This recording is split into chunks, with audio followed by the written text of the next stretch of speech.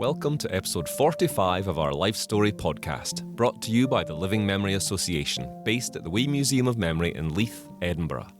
In this episode, we are joined by David and Hilary Thomson, happily married for a remarkable 55 years. We hear tales of growing up in Ratho and Portobello, of a romance born on the badminton court, and the ups and downs and highs and lows of lives lived to the full. With sporting triumphs, hard work galore, and a good serving of family joy, back in time we go. David and Hilary Thomson, welcome to Life Story. Thank you very much for coming into the studio today. I would like to just start off by asking you guys, how long have you been together? 55 years, almost, in September. 56. Right, okay. Well, we've been married almost 55, right, but we've known each other 56 or 7. Yeah. Good. I'm glad we've got the first correction in nice and early. That's good. We'll get many more. And where did you meet? You want to answer this, or will I? You do the answer. Okay, we met playing badminton. And Hilary used to come up especially early to watch me play. Oh. So she tells me. Correct, darling? Yes, used to go up at 2 hours early to sit and watch him play. And so who approached who first then? Did you go up and speak to David, or how did it unfold? Did David know that you were there just to see him? No, I wasn't aware of that. Right. Yeah, no. Well, I'll tell you what happened. We had a Edinburgh Church's Badminton League dinner dance coming up, and I asked Hilary to go. And she had an empty diary, but opened up her diary and said, I'll just check my diary.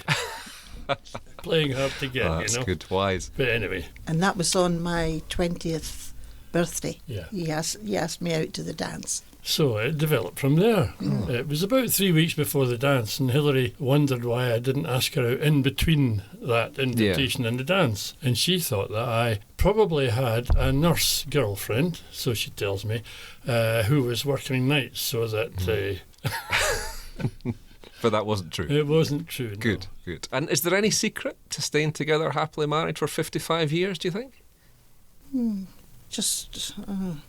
That's a difficult one. Yeah, I'll tell you. Trust. I would say just if you could trust each other, that's the biggest thing in marriage. Yeah, I think basically we were very keen on each other to start with. Yeah. And when you've got all the difficulties that you're bound to face in a marriage, I think you have to have that initial feeling for each other to see everything through. Yeah. And I think that's basically the secret. We were nuts on each other, to put it bluntly. And that remains to this day? Yeah, aye. Well, on my side anyway. Can you second that, Hilary? It depends what love is. To To quote Prince Charles, she loves that one. Right, we're going to go right back to the start of your lives now. David, we'll go to you first. Can you tell me a little bit about your parents and what they did? Yeah, well, my dad, Alec Thomson, was born in Caledonian Crescent, Gorgie. His father was a cabinet maker, but unfortunately he lost both his parents within a fortnight of each other when he was only 9 years old to the Spanish flu, as it was called then, at the end of the First World War. So he was orphaned at 9. Goodness. Brought up by his Auntie Violet. I don't know how much love was there, but she kept him clean and fed him. And do you want to know a bit more about Dad? Or? Well, let's maybe go even further back. Did you have any contact with your grandparents? Oh yes, I knew. I knew. Well, I didn't know my grandparents on my father's side, but I knew my maternal grandfather and grandmother very well, because my maternal grandfather, Willie Stephen, lived till he was almost 99. In fact, he was the oldest police pensioner in Scotland, and he used to say 36 years in the police and 45 years on pension. He was a character. Yeah. He was from Caithness. My mother's family were all farmers in Caithness. They were big, strong men. And what would your interaction be with those guys? Would you go and visit them then? Would that be seeing the grandparents, or would they come and see you? They lived in Robertson Avenue and then in Gorgie Road, but they often came down on a Sunday and used to play bridge. Contract bridge in the house with my mum and dad. In fact, I played contract bridge from a very young age. And do you still play? No. But I remember it was very nice, and it was funny. I still remember the cigarette smoke building about, because everybody smoked in these days, and here was a wee 9-year-old boy surrounded by cigarette smoke playing contract bridge, which I suppose is a bit unusual. And Hilary, over to you. Can you tell me a little bit about your parents, please? Yes, my father was from Livingston area, not then, it was a place called Falthouse, and my mother was born and brought up in Ratho, in the village, and my mother and father met, 1940-ish, and unfortunately my father died when he was 39, and my brother and I were youngsters, 6. He was 6 and I was 4.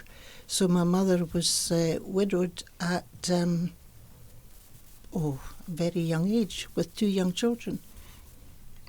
And so was she working at the same time, or was she just... Well, she was a hairdresser. In fact, she was a British champion hairdresser in her day, and she won a gold cup and a gold medal down in Manchester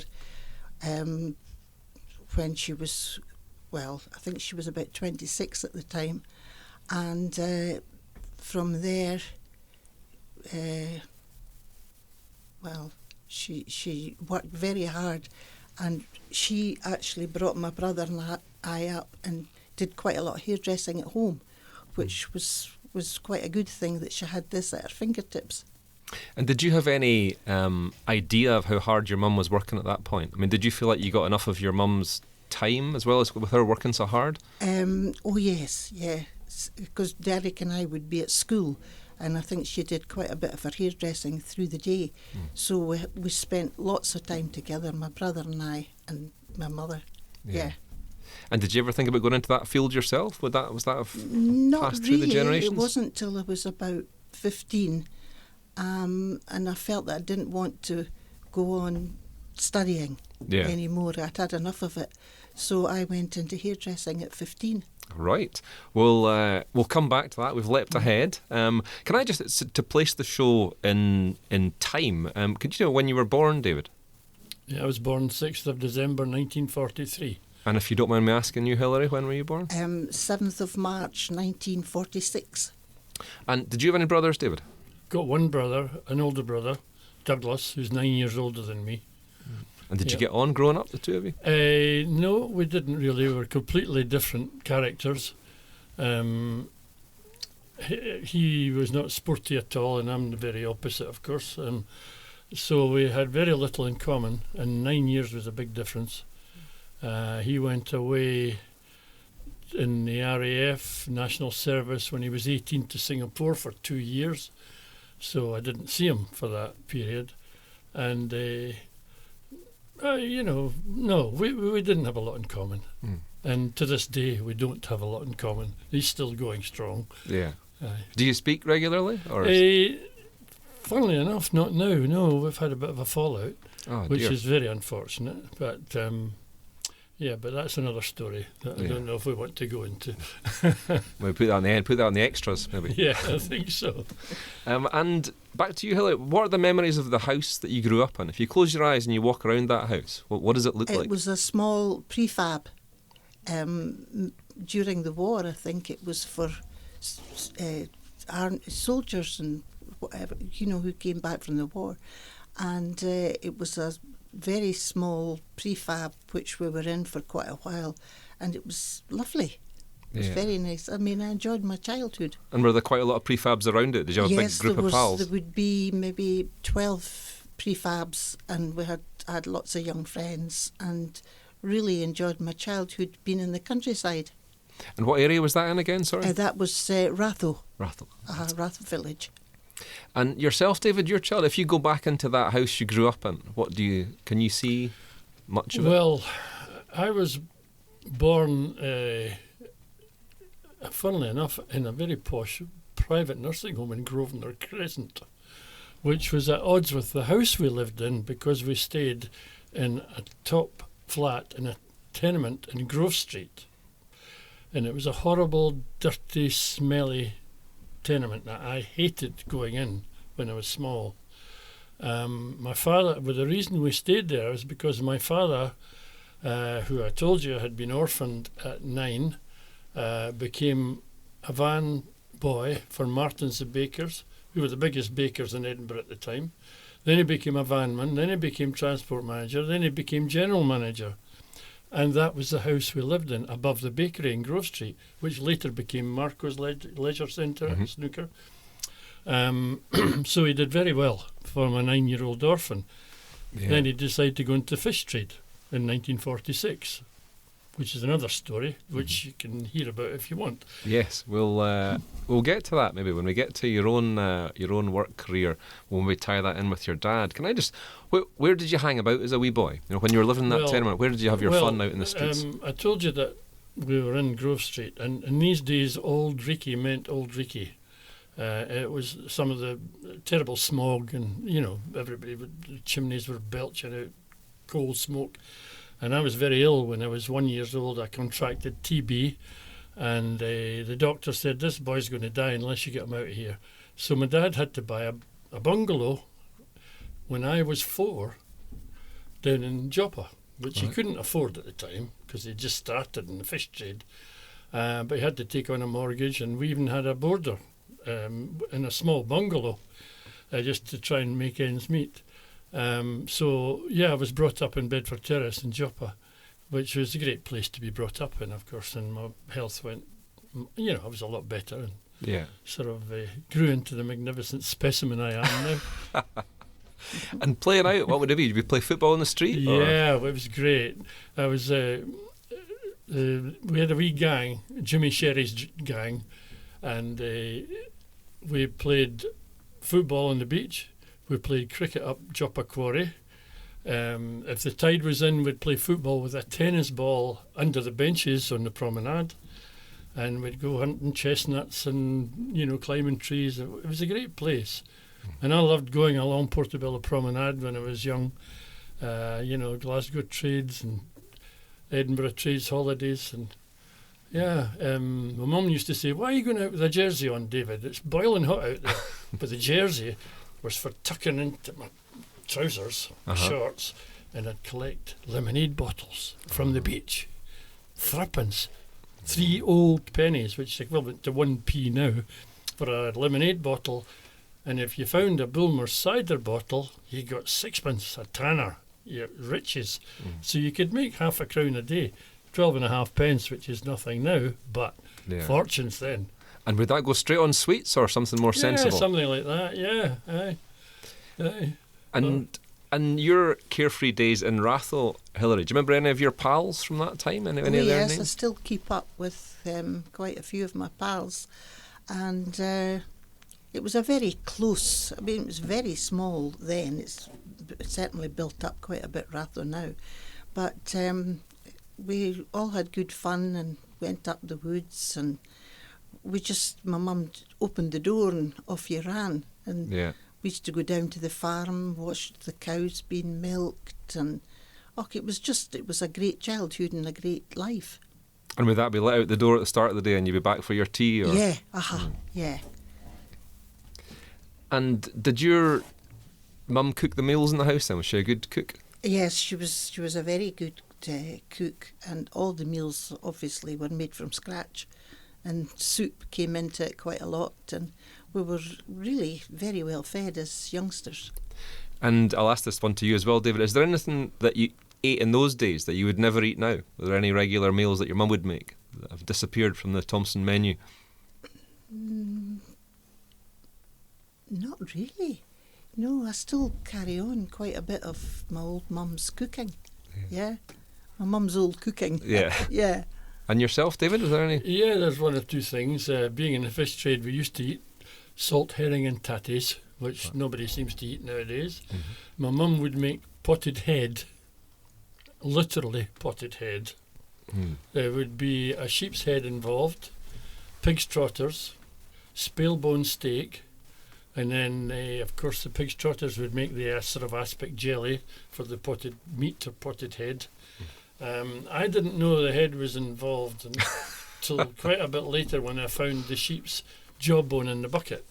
And I made my mother promise, if she ever made it in future, not to use a sheep's head. Yeah. And I think she stuck to that promise, but I'm not sure. And what about tripe? Did either of you have to eat tripe? Oh, yeah, I loved the Ruddikin, the black bit. My brother and I used to fight for the black bit, the Ruddikin, but it's illegal now. Yeah, well, that's what a lot of the life story guests have had tripe growing up. I've never had that kind of positive reaction to it. Yeah, So that's it was good. great. We loved it. Yeah, in my menu at home at Ratho, tripe was never on the menu. Right. Yeah, I didn't taste tripe until I was, maybe 20. Yeah. And so your very earliest friendships then. Actually, let's move on to primary school. David, you first. What primary school were you at? I was at Towerbank. Mm-hmm. And are those happy memories? Oh yeah, very much so. Yeah, lovely fresh air school down by the seaside. Yeah, no, we had great fun. And your first pals back then, would that be boys that you'd hung about with before you went to primary, or did you make new pals at Towerbank? No, I think I had friends. No, most of my friends were local at Bedford Terrace. Not so much the school guys, because they were mostly living in Portobello, and my pals were all in Joppa, which I used to call the posh end of Portobello. Still is, David, I think. Still is.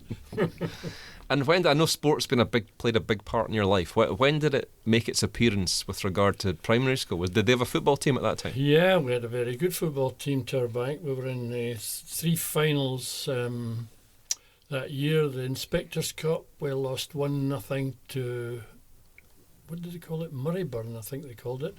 And we lost the Browns' Cup final to Murrayburn again, 1-0, penalty. Alan Gorton scored the penalty, I believe. I didn't know that till about 20 years after. And we won the Gala Cup. We beat St John's 3-1 in the final. So yeah, happy memories, great memories. We had a very good football team. But then we were very lucky, because outside Towerbank School there was a bit, we used to call it the waste ground, which has now got wee swing bits on it. You'll know the bit. Yeah, yeah. We played there before school, break time, lunch and after school. So it's no wonder we were good. Yeah. We played so much football. Yeah, I think it was red baize by the time I was at Towerbank. Was it? So it was just a waste ground of grass. It was sort of mud. No, there was no grass, it was just mud. Hard packed mud. Yeah. So you guys would be brilliant when you got onto an actual pitch then, I would imagine. Yeah, we were a very good side, yeah. I was a kind of redundant goalkeeper, if you like. And there was 3 of us got trials for Edinburgh, for the Edinburgh Schools team. So no, it was great, very, very healthy, great school. Yeah. Even the school lunches weren't bad. I love the attention to detail, the fact you remember all the scores exactly, how it unfolded. Yeah. And your primary school days, Hilary, what primary school were you at? I was at Ratho Primary School and Curry High Secondary. And I had a very, very enjoyable primary. Loved every minute of it. And the same at secondary. Thoroughly enjoyed school. And do you remember any of your primary school teachers? Yes, I could name them all. Yeah, there was Miss McGregor was very, very good and was always there when you needed her. She was lovely. And the headmaster, Mr. Stewart, he was an excellent headmaster, and it was just a wonderful primary. And then happy days at secondary is what, Curry you were at? Yeah, Curry High School, and excellent, loved it, and ended up being captain at the school.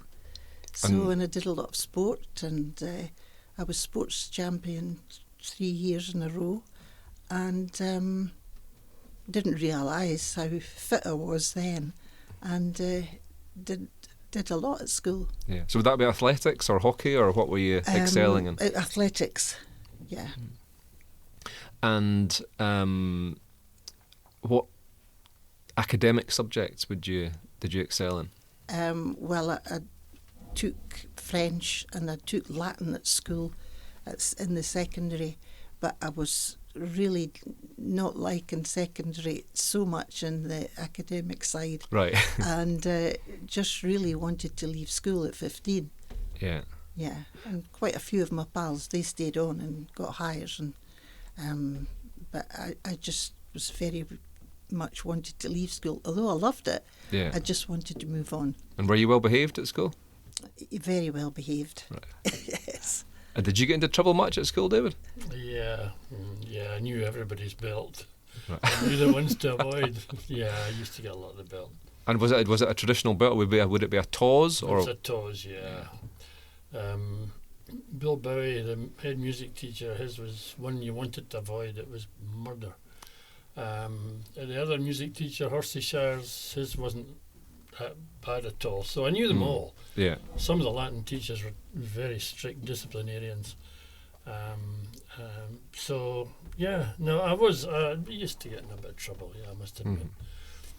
But I have heard quite a few stories of teachers enjoying giving the belt just a wee bit too much in that era.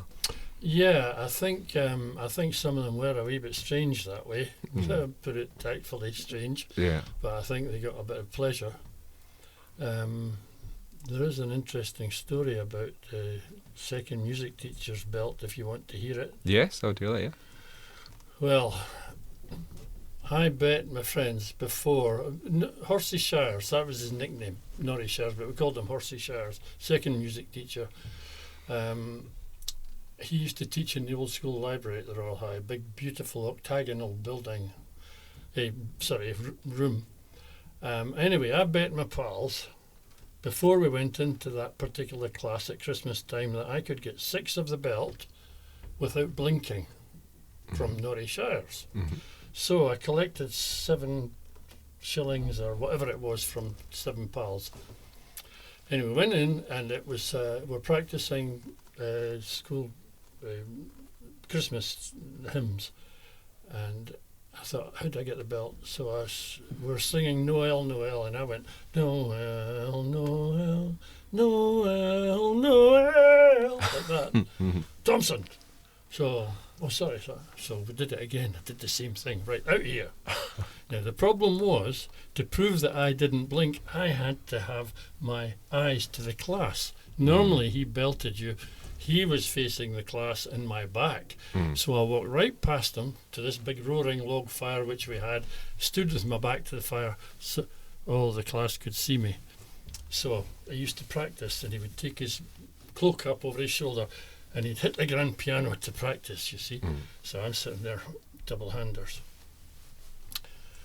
So he hit me once, twice, 3 times, and I changed hands, 4, 5, 6, and there was a huge cheer from the class, and he had no idea what was going on, but I did it. So there you are. Yeah, and quid's in. The quid's in. I think it was about 17 and sixpence. I think it was 7.5 crowns, which was a lot of money in these days. Yeah. And your transition, going from Tower Bank to Royal High, was there ever any chance you would go up to Porty High, or was your I was there for 1 term because Right. it was a dual intake in these days, and you had to spend a term at Portobello before the Royal High started the proper Right. first year. Yeah. Okay, and you took to the new school straight away, did you? Yeah, I liked it. Yeah. I was very, very pleased to get in. You know. Who was the first new pal? Because obviously I got to know your son at my secondary school. He was my first new pal. Who was your first new pal at Royal High? Well, I don't remember really. I had a pal called Peter Gregg, who I fell out with later in the 3rd year when we were in Austria because he pinched my seat in the train back from Austria, and I punched him in the nose. So he never spoke to me again until that. A nice guy he was too, but that was probably my fault. I don't know if it's his fault for taking my seat. And how did your love of sport unfold in secondary school? Were they playing rugby at that point, Royal High? Yes, I was at a football school, of course, so we had 6 teams at the Royal High in the first year. And I was put into the second bottom one. It was A, B, C, D, E, F. Anyway, I was in the second bottom one. And by the time I got to my second year, I was in the top side, so I really took to rugby quite well. What position were you? I was, they call them flankers now. I was an open side wing forward. I loved that position. And I would never follow instructions. I was a wee bit like an Alistair McCarg. I liked to join in with the backs. Yeah. And I didn't really follow discipline that well, but I took to it and I loved it. Yeah. And have many of those Royal High friendships, have they sustained? Are you still pals with some One guys from particular school? one, Graham McLean, who is in Australia now, and he comes over every year. He's coming over again with his wife Elizabeth for the festival. And there's a wee bit of a story there too, because he was born and brought up in Tanganyika. His father was the harbour master at Dar es Salaam, and he was sent to a boarding school in Perthshire called Namoor. And then he came to the Royal High in his third year, and he just didn't really know anybody, and me and my pals were going down to, at lunchtime, down Waterloo Place, and he was standing on his own at the front gates of the Royal High, and I just went over and gave him a bump on the shoulder and said, "Come on," and that was him. So yeah, we've been friends ever since, and he's never forgotten that. Yeah. And back to you, Hilary. When you left school, and you were determined to leave school, wanted out of there, even though you were enjoying it. So you went straight into hairdressing. Was that working with your mum, or was that working for someone else? No, it was working for actually a friend of my mum, a gentleman that used to do competitions with her. When she won the competition down in Manchester, he was sort of buddy guy with her. Yeah. And I wouldn't know, have this faintest idea how training to be a hairdresser starts. How does it develop? How do you? Well, it's a lot of, shampooing and very basic work to start with. But I seemed to have a flair for it and got onto the floor quite quickly. You're supposed to be an apprentice for 3 years, but I was on the floor at probably after 2 years. Yeah. And how long did you work there for? I worked in Scots it was near the King's Theatre. I worked there for 3 years, and then I went to Garsides in Frederick Street, and I worked there for another 2 years before I got married. And after I got married, I didn't have to work again. Hooray! Yeah. Spoiled woman. So, and then children came along, so I didn't work again. Yeah. And it's carried on. I've never really worked in a position, but I've worked hard at home. Yeah. And so in those days, when you got married, was there any thought to you carrying on working, or was it just the accepted thing that you would stop? Well, I'm telling a lie. I did work for 2 years until I had a family. Right, okay. And then after I had a family, I just felt there was no way that I could work. I mean, I admire young girls that do work, having families. I take my hat off to them because I really needed full time with my kids. Yeah. Mm-hmm.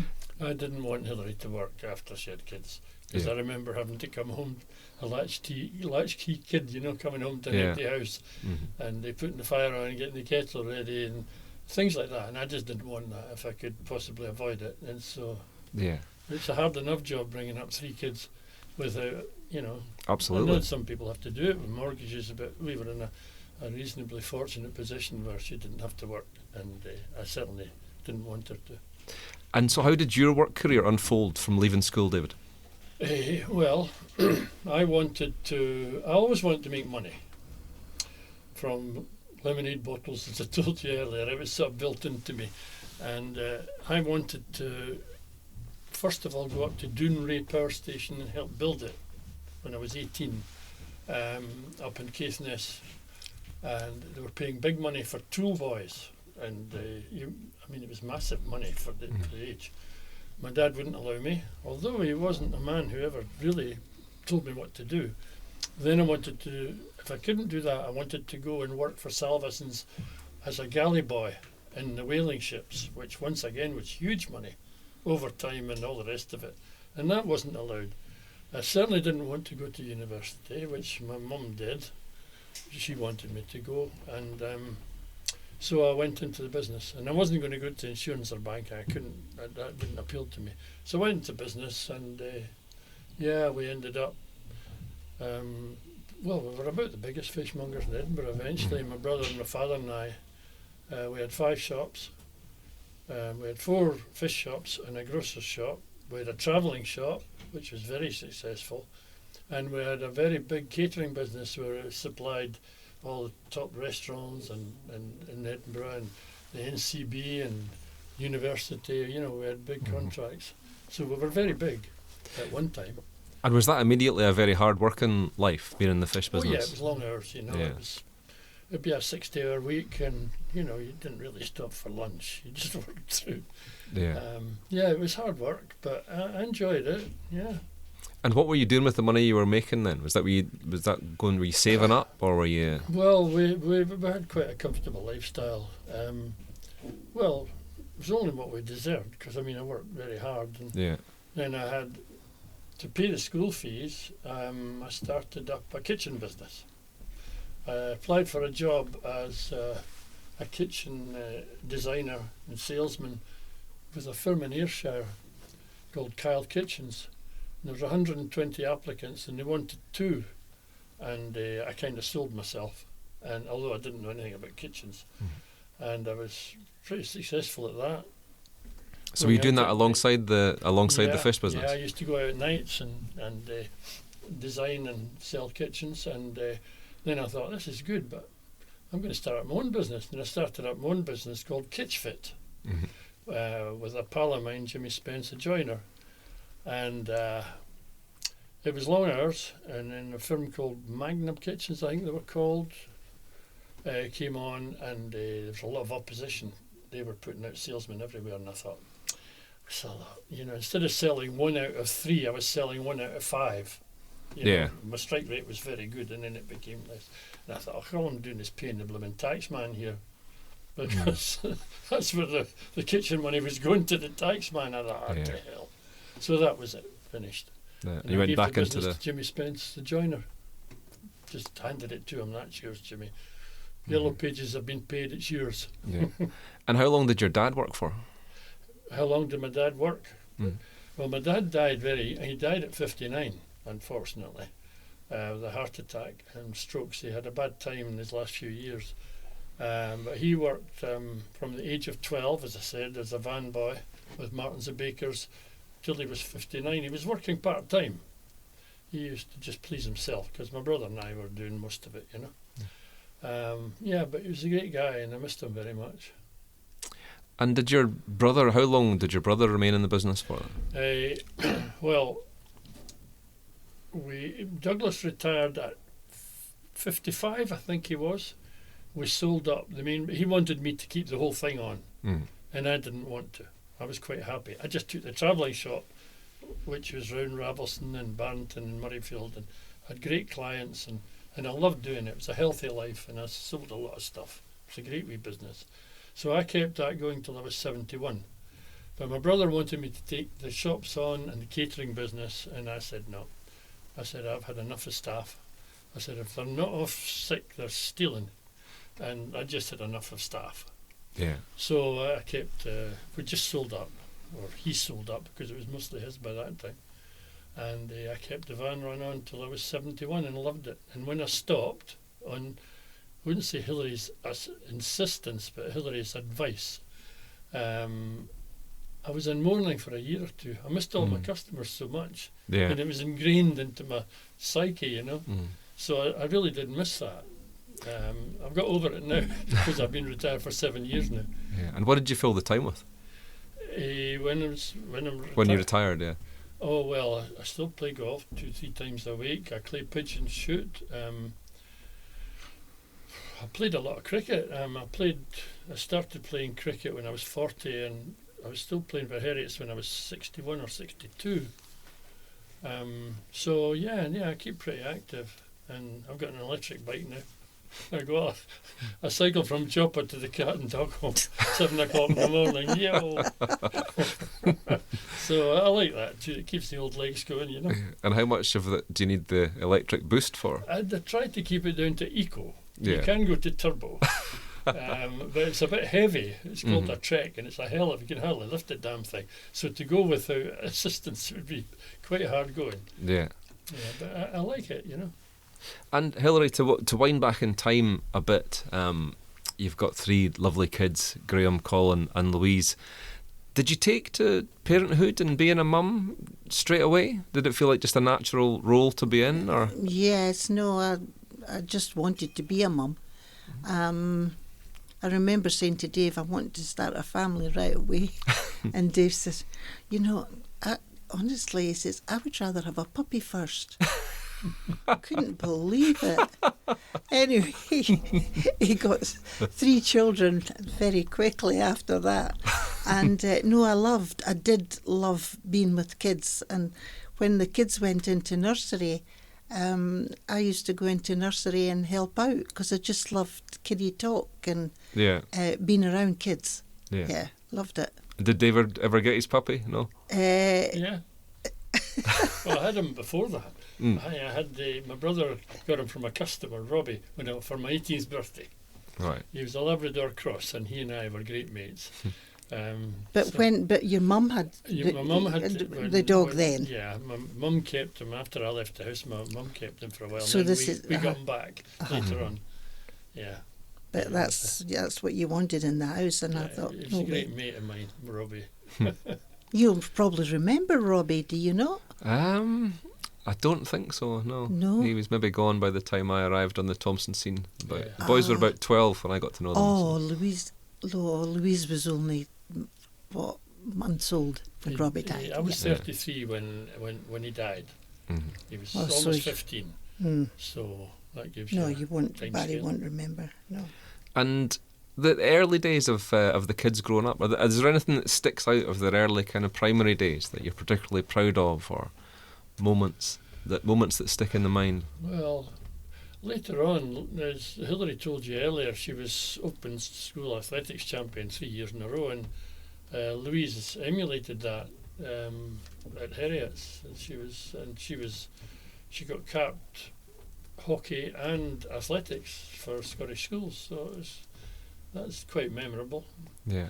And the boys were pretty good at rugby and cricket. In fact, Graham captained the first 11, opened the batting, and Colin was a pretty good rugby player, although he didn't believe it himself, but he was. He was a great tackler. Yeah. And was there much in the way of discipline needed to be dealt out? Were they good kids? Was there many big? No, they were pretty good. I remember being very annoyed and with Louise when I found out she'd been up in Forest Road having a drink at the age of 15 or maybe 14.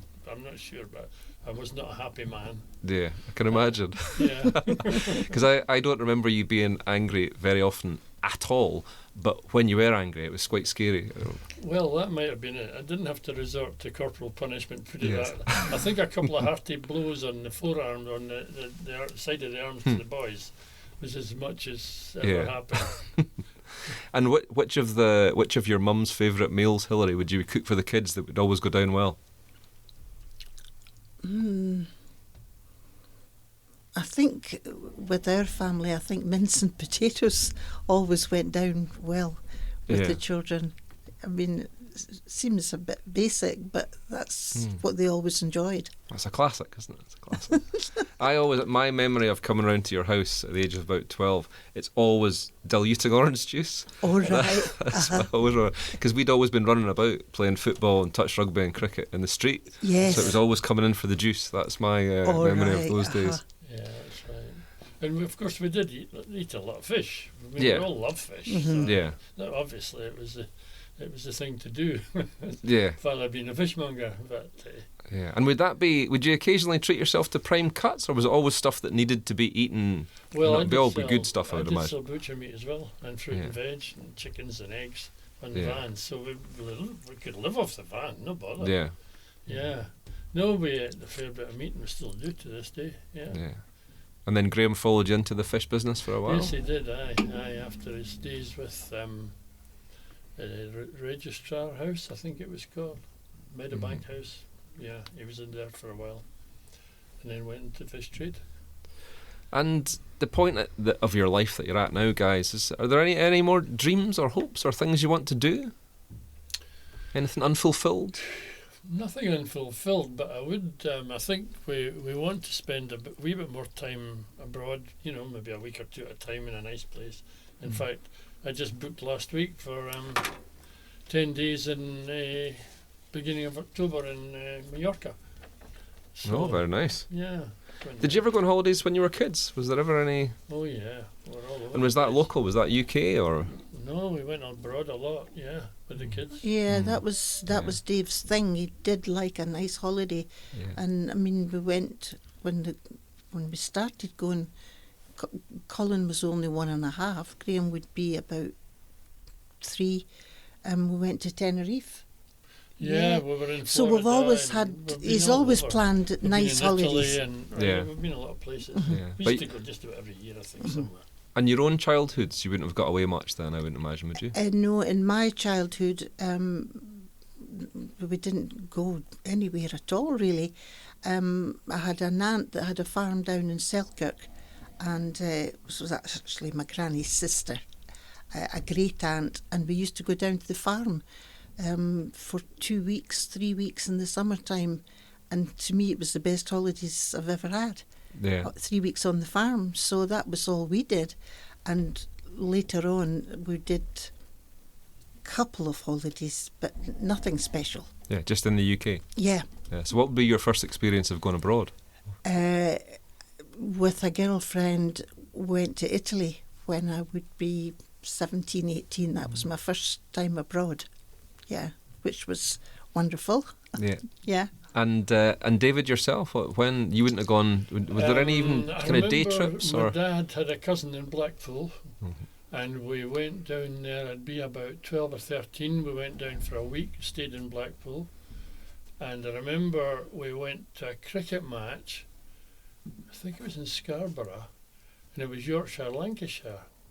My dad wasn't really a cricket fan, but we ended up there, and I remember Rohan Kanai was the captain of one of the sides, famous West Indian cricketer, and believe it or not, Fred Truman and Typhoon Tyson were both bowling, one for Yorkshire and one for Lancashire.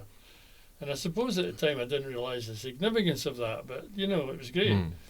And I remember another 1 week, I think it's the only week I went away with my mum, we went to Blackpool at Filey, to Butlins at Filey in Yorkshire for a week. And when would be your experience of getting on a plane for the first time then? Cool. Oh yeah, my pal in Newcastle, Brian McGibbon, he and I went to Jersey for a week. We stayed in St Helier, very nice hotel called the Hermitage. And I remember I was the Duke of Sutherland one night. The receptionist at the hotel, who my pal was going about with at the time, booked us a table at Les Arches, which was the top nightclub in Jersey. And in those days we were all very well suited, and I had these mohair suits, which cost a fair bit of money, I might say.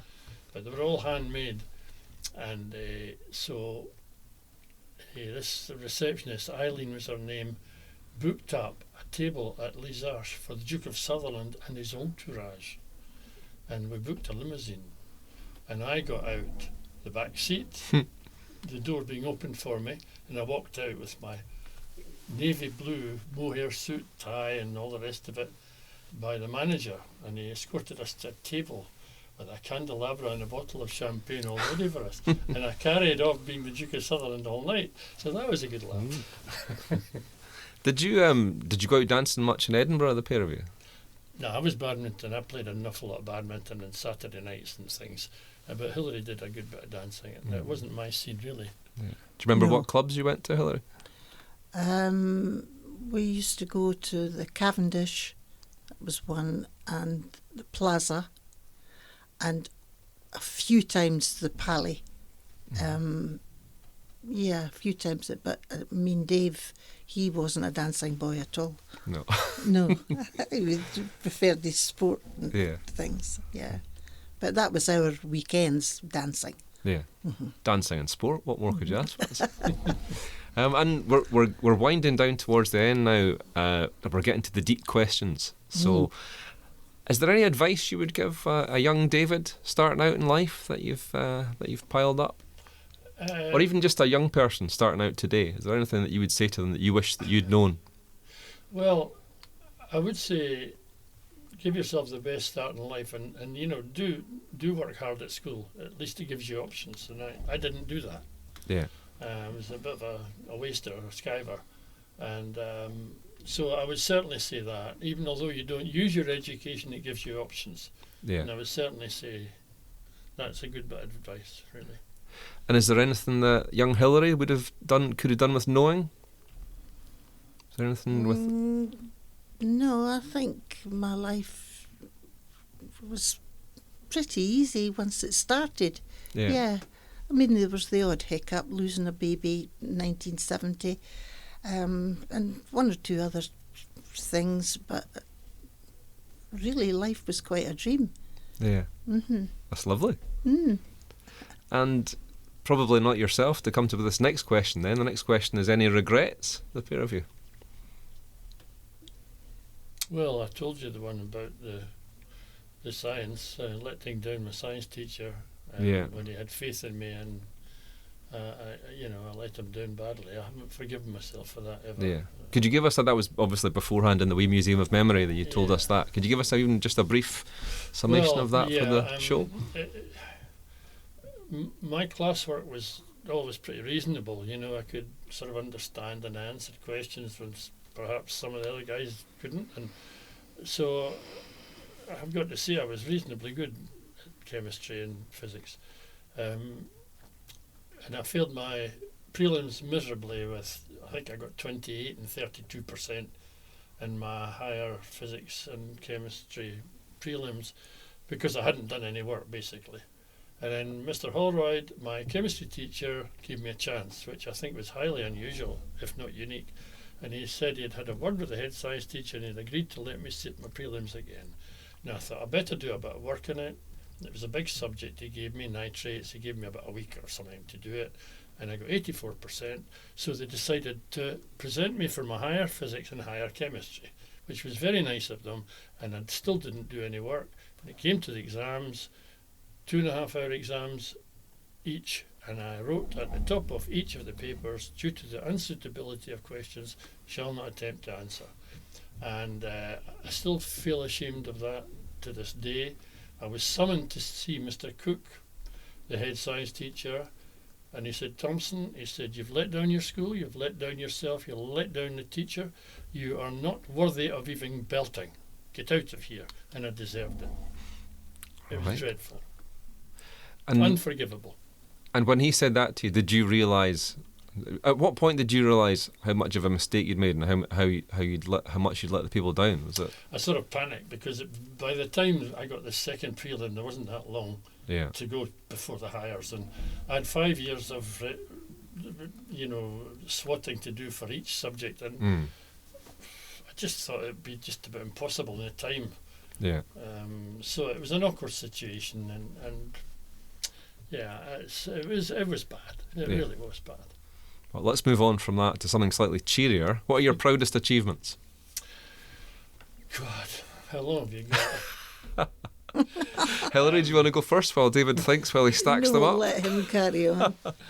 Well, business-wise, I was good. I was a highly efficient businessman, and I really was pretty good at it. Sports-wise, well, I told you about my rugby, badminton. I played for the East of Scotland in the English Counties League Championships for 15 years. I played for Edinburgh for 20 years. I've got cricket. I hold the runs record for Holy Cross Cricket Club, 1,300 runs in a season. I took 7 wickets for 7 runs of 5 balls against Lee Franklin Academicals. I took 6 wickets for 5 runs against Lanark. My last average batting for Heriots in Grade A was 53 runs in the season for an average. I swam for the school and I ran for the school. I've clay pigeon shot with the best. I got my handicap down in golf from 22 to 4 in 2 years. I've probably forgotten something. I probably have. We can add them on at the end. Hilary, proudest achievements? I think just having a nice husband and 3 children. Yeah. That's about my achievements. Although, being a sports champion and found sport very easy and went to running clubs and did well. I reckon that my family's first thing. Yeah. Yep. I would like, could I just add something on Hilary's behalf, sports-wise? Yep. Hilary was a pretty good badminton player, but she didn't play for either the East of Scotland first team or the second team. She never got picked. But we played a lot together in the Churches League. Anyway, we were playing, East of Scotland was playing against Yorkshire down there in a big semi-final. The winners would go to Wembley. And I was playing, you had 4 mixed doubles couples and, gents singles and doubles. But anyway, 4 mixed doubles couples, and I was playing first couple with an Scottish international, Anne Johnson, who got injured at the last minute. So I had to play with someone else. David Laidlaw, the boss of the East team, said to me, "Who do you want to play with?" I said, "Well, look, I'll still say number 1 and get Hilary up to play." Hilary, well, she's never played for the second team, never. I said, "Just get her up." And I said, "We'll sacrifice the first game and that'll give the second, third and fourth couples a better chance." Okay? Kind of logical. Yeah. We beat Yorkshire first couple 15-4, 15-1. And they were English internationals, by the way. Wow. At least she was. Yeah. She was. It's her only game for the East of Scotland. She'd never even got picked for the second team after that. Yeah. So she's got the most wonderful record. Yeah, no, that's brilliant. And did you want to play on after that? You're obviously talented. Did you want to play on after that triumph? I or was only that... had one game, and that was my mixed game. Yeah. Because I had to have a strong gent behind me. If I had a strong gent, I could handle the net. I could cope dancing along the front of the net. But I did have to have a strong gent. Yeah. Excellent. A sporting triumph and a happy family. Yes. What more could you ask for? That's about us, guys. And thank you so much for coming on Life Story today, David and Hilary Thomson. Thank you. Thank you. Thank you very much, Barry.